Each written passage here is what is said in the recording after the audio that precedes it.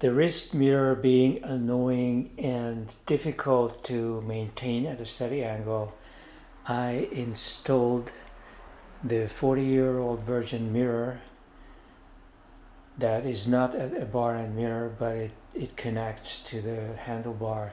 But I installed it downward. To install it upward, that looks so nerdy. I'm not going to do it. That would look just like in the movie. It attaches via a screw, and the screw is a teeny tiny hex screw. Fortunately, they sent a tool, and I used the tool for the installation. I have just installed it. I have just installed it, so I haven't been out on a ride with it, and that's going to happen today, and I will be able to report on how well this works.